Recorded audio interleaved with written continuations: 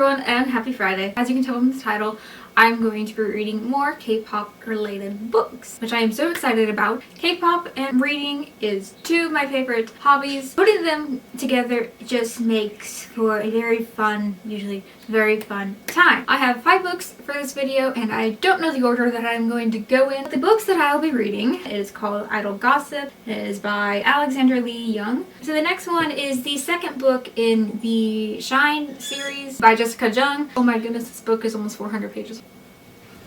Oh, I just popped my toe. That was a weird feeling. Another sequel to another book that I read in the previous video. The sequel to Kpop Confidential, Kpop Revolution. The next one is called Once Upon a Kprom by Kat Cho. I remember seeing this book go around a lot when it first came out. It is XOXO by XOXO. Let's just get into the books. Hello, it is the first update. Once Upon a Kprom, I'm 40% of the way through. So the story follows Elena. She had a friend named Robbie who she was childhood friends with when they were 10. And he moved to Seoul, Korea. The premise of the story is that when they were 10, before he left, they promised to go to prom together. He comes to the States again and is set to perform there for a festival or something like that. Keeping his promise from 7 years ago, he does a promposal. He asks her to prom. I guess I should mention that they also have not talked in like 4 years. Oh, he's also a K-pop artist, by the way.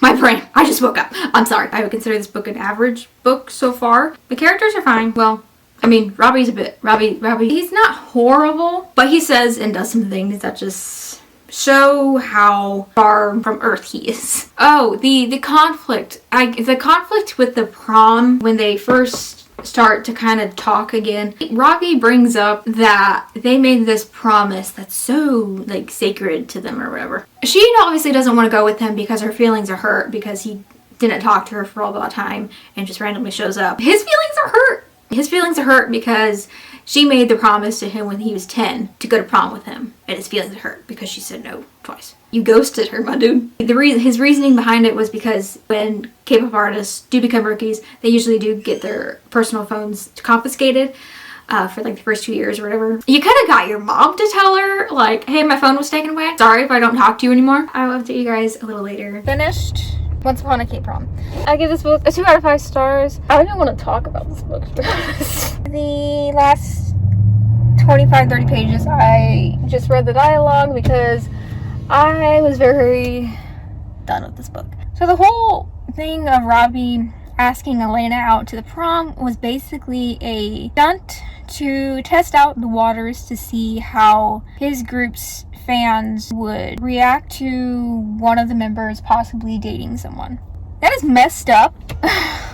Also, I feel like there's a better way to do that without, you know, hurting someone. Post a picture of yourself with like an old female friend on Instagram and see how many horrible comments you get, and if you get more hate comments than good comments, and I think that's your sign that your fans aren't mature enough for you or your members to date publicly.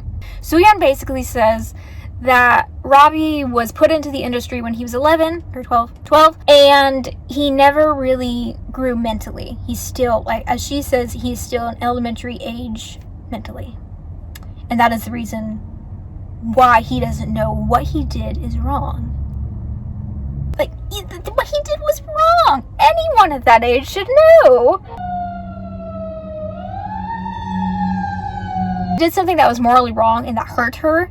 I mean, he put her in the spotlight in front of millions to make others think that they were dating. He made her think that as well. You messed with someone not only in private, but you did it where millions of others can see.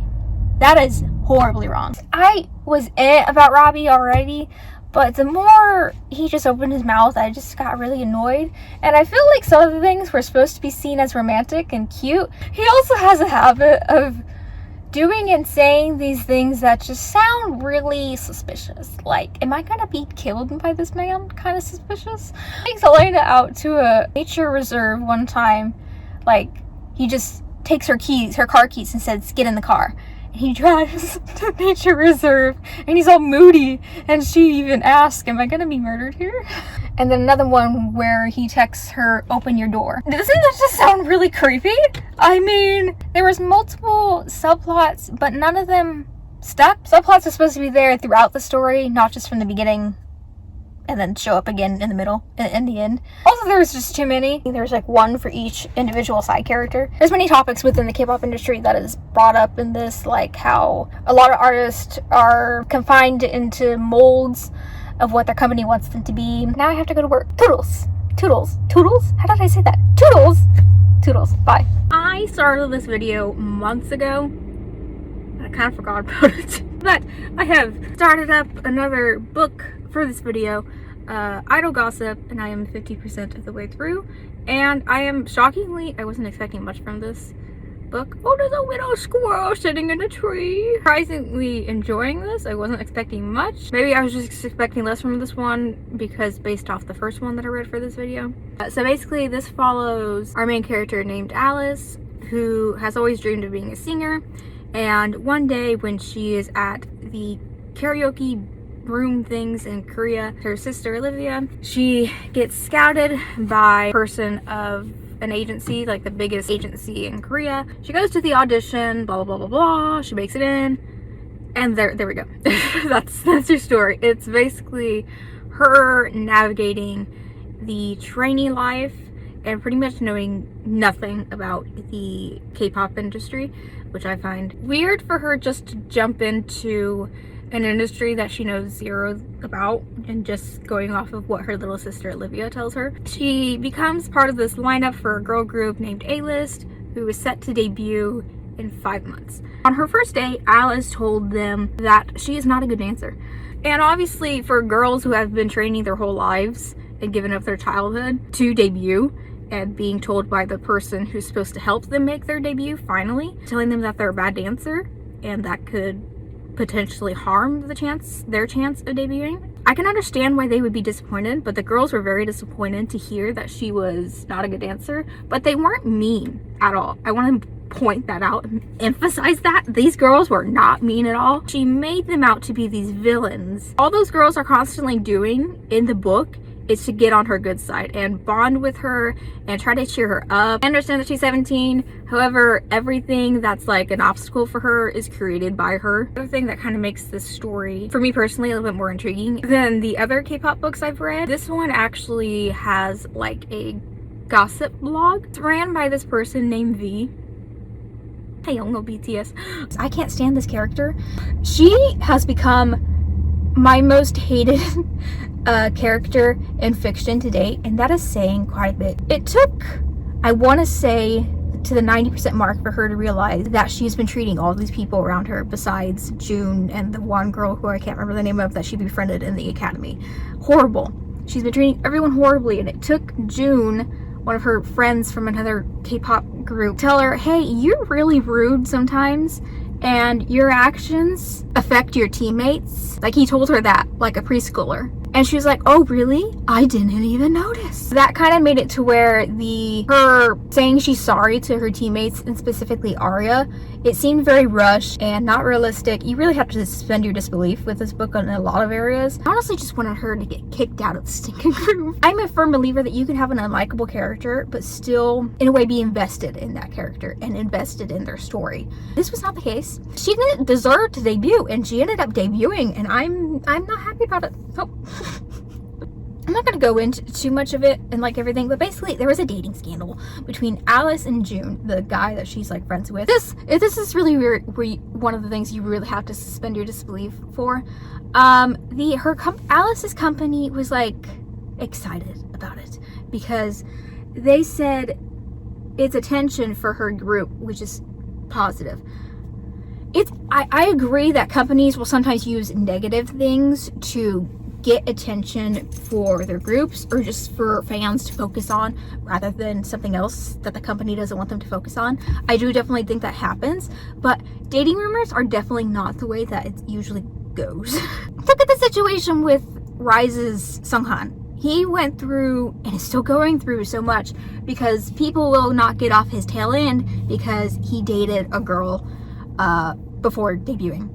And the big rumor in this book that causes the drama, the conflict in the book, should have been the fact that Alice, all her friends, and a bunch of popular K-pop groups got together in the company, snuck down to like a recording room to where no one can hear them, and partook in underage drinking. Like that I mean, that would have been a better conflict, I feel like, because I didn't want it to be another dating rumor, because that's what seems to be like the trend. I mean, it just would have been interesting. I mean, do that instead. And I really just wanted her to get kicked out of this group, so why didn't you do that? I didn't like this book. I'm sorry. Time to move on to the next book, and hopefully it'll be more enjoyable than Idle Gossip. Halfway through the next book, which is XOXO. This book is pretty simple. It follows our main character, Jenny, who dreams of being a professional cellist player. So Jenny's grandma, who lives in South Korea, her health is declining, and so Jenny's mom needs to go to South Korea, obviously, to be with her mother and Jenny's grandma. And Jenny goes along with her mom. Prior to this, Jenny had a little fun night with a mysterious boy that she met. She ends up going to South Korea with her mom to study music there. And the academy that she's in, it so happens to be the same school academy that the mysterious guy that she had the night out with is in. Surprise, he is also a part of a K-pop group. I'm actually really enjoying it. It's just been a fun, easy read so far, and I definitely needed that after the last book. I don't have much to say because I kind of want to save my thoughts for the end. I shall update you guys once I have finished. Okay, I finished XOXO. While I'm updating you guys on my final thoughts, I'm going to get some shelves going up. To be honest, I don't have too many thoughts because either I will talk about a book a lot if I really loved it or I really disliked it. And this one I was honestly, I mean, I liked it. I wasn't amazed by it. I didn't love it, but I didn't hate it or any particular thing about this book I did not greatly dislike. It was just a fine 3 out of 5 star book to read. I think this is a book that even non-K-pop fans can enjoy and not be worried about how much it's going to talk about K-pop. Even though it's not my favorite K-pop related book, I think it does it best. And by that I mean by balancing out both the K-pop aspect of the book and also the life of our main character and the other people's lives around that person. Because I feel like the majority of K-pop books really just focus on one particular thing and they don't have any shining subplots, I guess is the way I want to put it.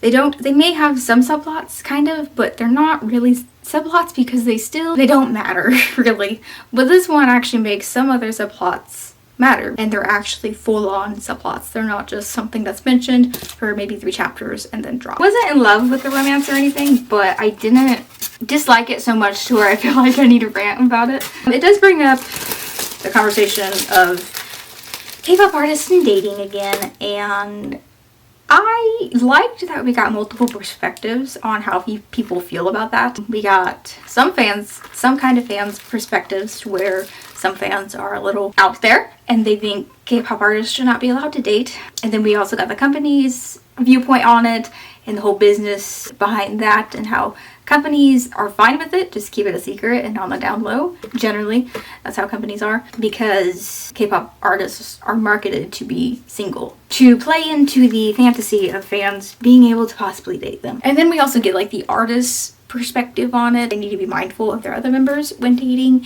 and some of the members will greatly disagree with it. I need to cut this. I'm scared all of this is gonna go kaboom on my foot once I tear it off. I also really enjoyed that our characters were actually their age and didn't, how do I put this?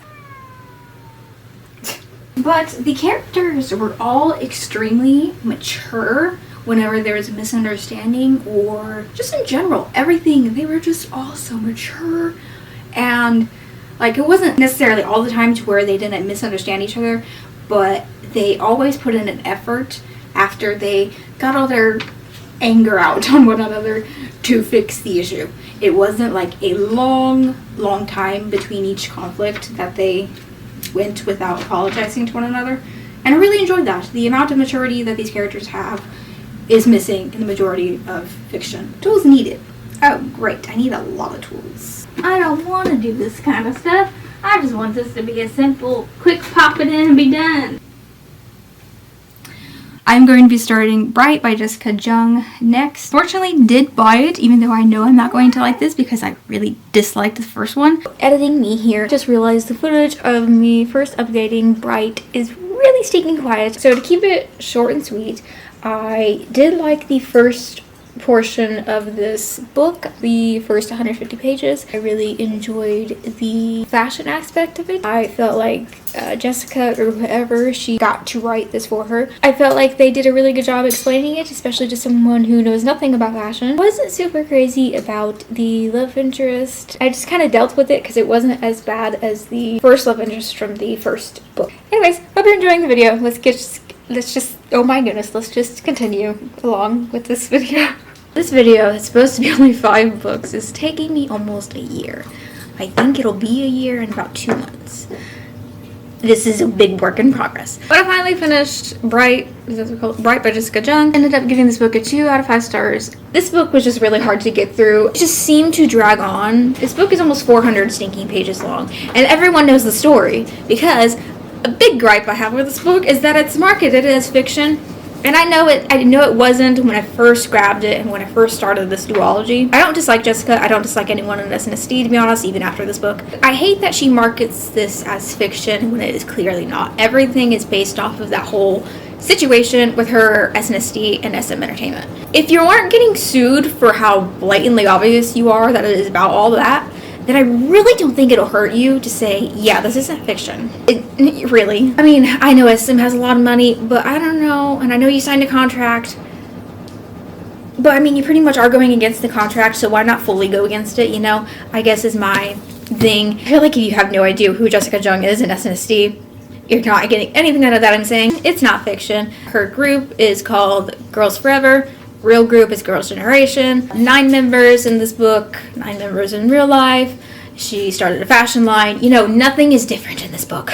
As I was reading this, I was trying to see, maybe she did add some fictional elements in it. And I thought it was the scenario where her and her sister, Crystal, Jessica and Crystal were given a show. And I thought that was a fictional part for this book. And so I went to look up if it was actually real, and surely it was. Everything in this book is what happened in real life, and it frustrates me that she just doesn't own up to it completely, because if you're not getting sued for this, then I really don't think you have anything to worry about. Maybe you do. I think it was an unfortunate situation. Everyone seems to be pretty happy now, so I don't know what else to say, honestly. I kind of want to say more about the characters and stuff, especially her boyfriend, because I disliked her boyfriend so much, who's actually supposed to be Tyler Kwan. In some ways, this book was an improvement from Shine. Like, the writing, I do think improved, whether it was actually written by Jessica or a ghostwriter. I have one more book. Okay, so it is Kpop Revolution, which is the second book to Kpop Confidential. I don't know if there's going to be more. I don't know if this is a duology or what. But I'm super excited for that one, and I'm anticipating that it will be my favorite book that I've read for this video.